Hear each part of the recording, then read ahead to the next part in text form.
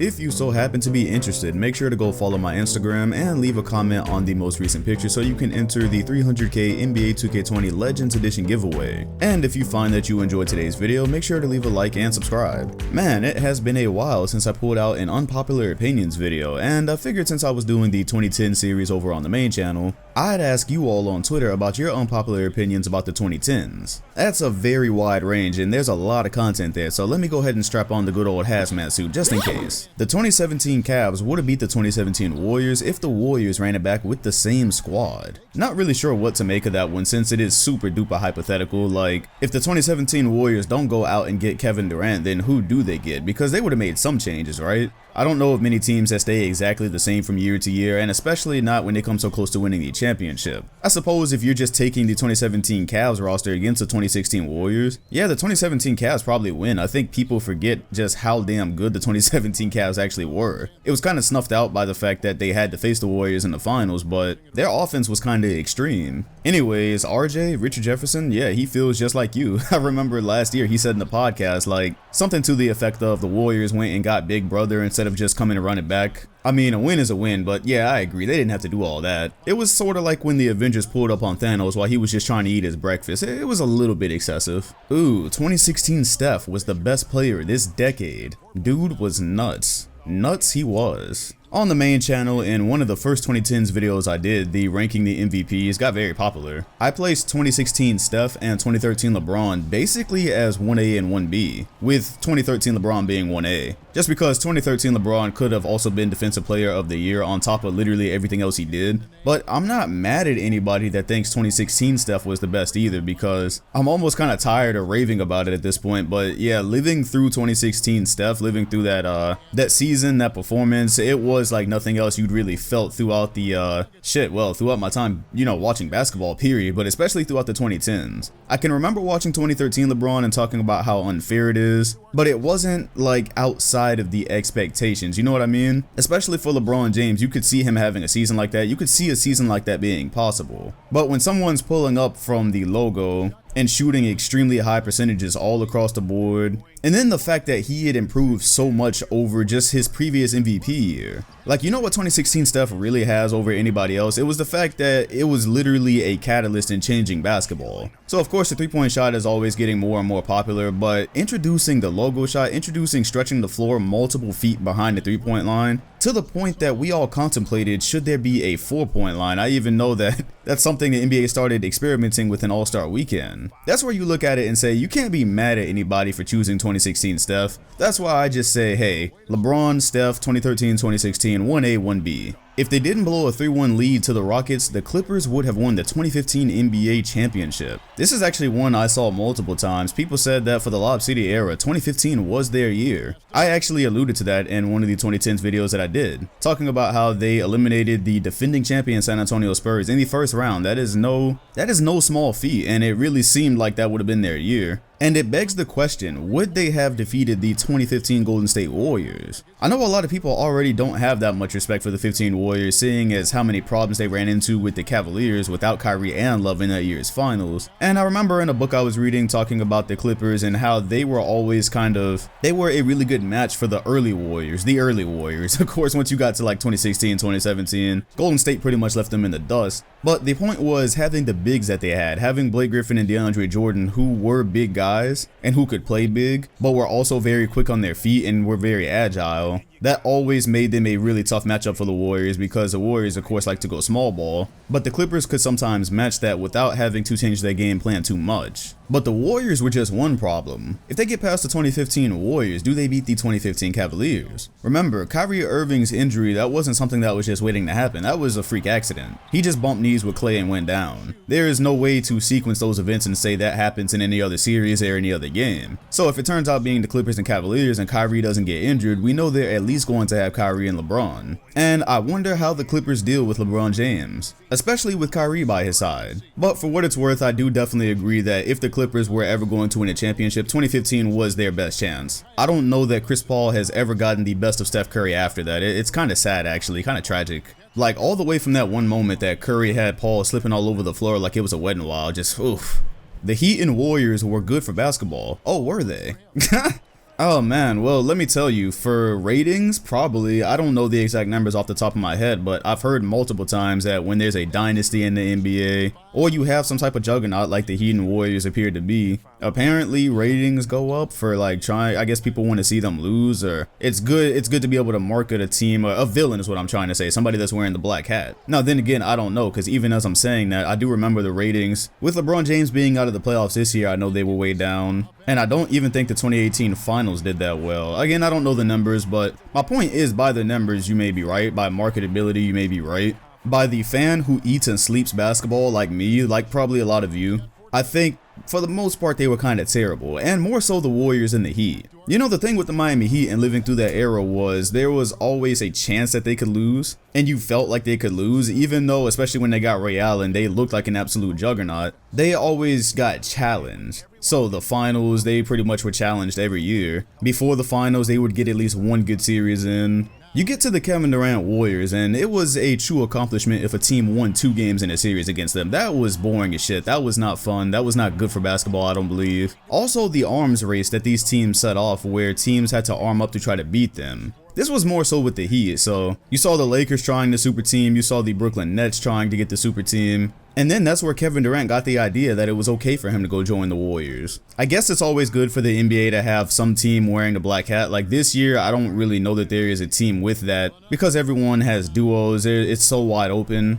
That's better for the fans like us, but think about it. Nobody is wearing the black hat this year. There is nobody like, oh, that the rest of the NBA has to go get them. We don't have that factor right now, and I don't think we're going to be blessed to go that long without it, to be honest. LeBron is not a top 3 player if Derrick Rose does not get injured. Yeah, that's gonna be a no from me. That Dwight Howard isn't a bum. Thank you. It is actually an unpopular opinion to suggest that Dwight Howard was really good at one point. That's where I really start to feel old, because I'm like, holy shit, we're really at the point where people did not see the good Dwight Howard. I see all types of stuff about how, oh, he was only good because there was no centers and this, that, and the other thing. First of all, the first thing that's always wrong with that argument is if Dwight Howard was only good because there was no centers, that would make it easier for other centers to be good, right? Because there's 30 NBA teams. If all of them just have garbage front courts, garbage big men down there, you would have more guys like Dwight Howard. You would have more guys taking advantage of that, at least a few more, right? But the drop off was so big. When Dwight Howard was the best big man in the NBA, the best center in the NBA, it went like Dwight Howard, Andrew Bynum, Brook Lopez. Those were kind of the debates around that time. So yeah, no, there weren't really that many good big men. But Dwight Howard was also really, really good though. It's kind of like that argument where people say a guy was only good because he played for a bad team or whatever. Bro, to be as good as some of these guys are, you really have to be like that sometimes. Dwight's athleticism and timing on blocks, that wasn't just because there was no other centers in the NBA. Now, where I will agree is, yeah, he never took full advantage of that Hakeem camp he went to because his footwork never really got like that. It never got anything close to Hakeem. There were guys like Kobe Bryant and LeBron James that arguably ended up having better footwork than him, and he's a center. That's kind of crazy. But also think about that what people consider having fell off for Dwight Howard is averaging a double-double mostly throughout the 2010s. Even when he was with the Rockets and he clearly wasn't Orlando Dwight anymore, he was still a top big man. Yeah, don't let all the Dwight slander fool you. Early 2010s, Dwight was doing more than just standing and dunking under the basket. Most of the slander comes from the day that Kobe Bryant called him soft. Let's just be real. Kobe calling him soft was the equivalent of basically writing his name in a death note. After that, people sheeped, everyone piled on, and then of course it didn't help that all this other stuff went on throughout the 2010s, like last year's scandal. That's all I'm gonna say about that. But that might be something Kobe and LA fans alike may have to deal with because there are fingers pointing towards him having a reunion with the Lakers, so enjoy. Carmelo Anthony winning 54 games and the only Knicks playoff series for the past 2 decades is one of the best accomplishments of the 2010s. I wouldn't say all that. Best accomplishments of the 2010s? I will say the his season that year, you're talking about 2013. Yeah, it was probably underrated, especially now that people just think Melo was never good for some reason. But that Knicks team was also really good as well. There was a lot of talent there. Tyson Chandler, Amari Stoudemire before he completely fell off. The veteran leadership between Rasheed Wallace and Jason Kidd. Wow, Rasheed Wallace played for that team. You know, I thought his last game in the NBA was with the Celtics in 2010. Why did I think that? Anyways, this is probably coming from the perspective that New York management is always trash and the team is really always trash, so the fact that Carmelo Anthony led them to their most successful season is one of the best accomplishments, and I'll at least agree that it was underrated. It also probably doesn't get the recognition though because they were bounced prematurely. Losing to the Pacers in the second round, that was not anything that was expected to happen. They were actually supposed to go as far as the conference finals that year, so the Pacers were good, but the Knicks also kind of, from the viewpoint of where they were that season, they also kind of underachieved. The 2015 Chicago Bulls versus the Cavaliers is the most underrated playoff series of all time. I'll definitely agree it was underrated. You know why? Because when I did my top 10 playoff series of the decade, this was not on the list. Looking back at it, I might have swapped out the Warriors and Rockets 2018 series for this, because there was a lot going on here. The D-Rose buzzer beater, followed by the LeBron James buzzer beater. It was a very competitive series all the way out. I think the reason I probably overlooked it was because of how injuries impacted it. So you had Gasol that went out, that was crucial for the Bulls. The first two games of that series, the Cavaliers were missing J.R. Smith and somebody else. Those were from lingering suspensions, and I absolutely hate when playoff series are altered by all types of outside forces. I get it, you can't control those, but the Bulls and Cavaliers had a lot. That being said, from a straight up basketball standpoint, yes, if I had to do it again, I think I would replace the Warriors and Rockets with this. Closer games, more exciting games. And the Bulls really could have won that series. They were in position. What a comeback story that would have been for D-Rose. Michael Carter-Williams, if he stayed with the Sixers and they built around him, would be looking like Giannis right now. Yeah, I don't know about that one, Chief. The Spurs were the best team of the 2010s. I assume he means the 2014 Spurs, and if you take away like basically all the Warriors teams aside from 2015, I think you'd be right. LeBron underachieved with the Heat. They should have won all 4 years.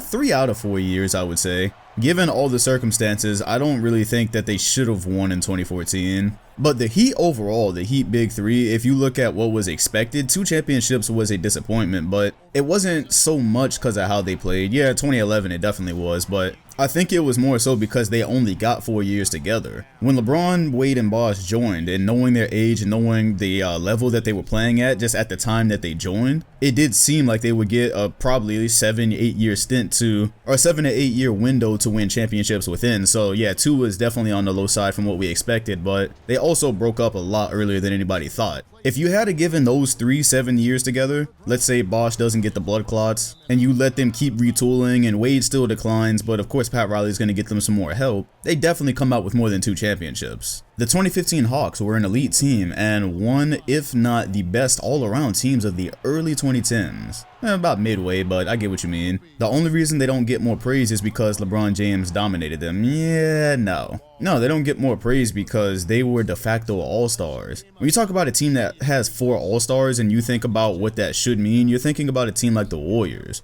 The Hawks, on the other hand, had guys that weren't on all NBA teams. One of their all-stars was Kyle Korver, and that was because somebody on the Eastern Conference All-Star team was injured, so he was a de facto all-star. Then you got guys like Teague, Millsap, and Horford. Those are just mid-tier star-level players. Those weren't like 4 superstars. They weren't like legitimately 4 all-star players. They were just mid-tier stars. When you're an all-star but you're not making an all-NBA team or an all-NBA first team, that's why they weren't getting the praise. I think after some way through the 4th quarter of game 1, I don't believe I watched any more of the Hawks and Cavs series. I knew that was a foregone conclusion. Andrew Bynum was the best center at the start of the decade. Alright, let me make this real simple for you. Dwight Howard, Optimus Prime. Andrew Bynum, Bumblebee. The Bumblebee was very good. He gets some attention, the dude kicks ass, but he ain't no Optimus. Back when we were having Dwight and Andrew Bynum discussions in 2011 or whatever, it was well understood that Dwight Howard was better than Bynum. Bynum, when he was healthy, it was also understood was a very good center. For the little bit of time he was healthy, for the little bit of times his knees could stay intact, very good, but he didn't have the athleticism Dwight had, didn't have the defense he had,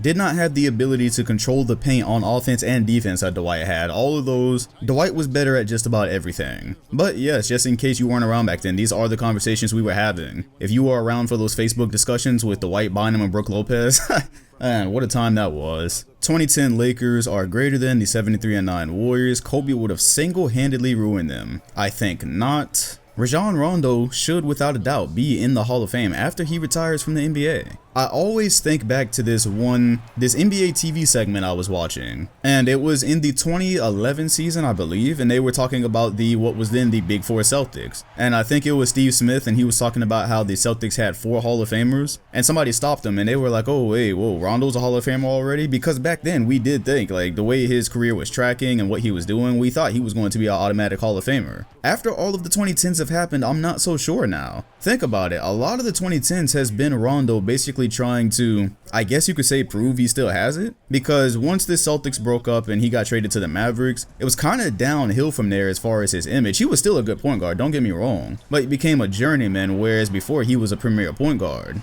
So he played for a lot of different teams this decade, then he ends up on the Lakers. Of course, that stint with the Bulls he had before he broke his finger or something in his hand, it seemed like he was actually about to lead the Bulls past the Celtics, which would have been an upset. That was a 2017 series, or help lead the Bulls past him anyways. So he has never reached the level that he was after the Big Three, or Big Four, whatever, the Celtics. After they broke up, he's never reached that level again, and that's when he was a surefire Hall of Famer. I wonder when he retires, when you look at the championship and you look at some assist numbers, maybe some steal numbers, I wonder if it's going to be enough to get him there. I wouldn't say without a doubt. That's definitely an unpopular opinion, because without a doubt is like, your Hall of Fame probability is 90 plus. I don't know if it is that way for Rondo. I think it's a debate. And to wrap this all up, the Raptors would have made the finals still with DeMar. I doubt it. That is my unpopular opinion segment for today. If you would like to be a part of these videos whenever I do them, make sure to follow my Twitter. It is in the link in the description and the comment section. I pop these out at random times, so you can cut my notifications on. If you happen to see them, reply and you might see you're taking the video. Make sure to hit the like button, comment, and sub if you enjoyed, and hit the bell next to my name if you want notifications on future editions. Thanks for watching, and I'll see you all on the next one.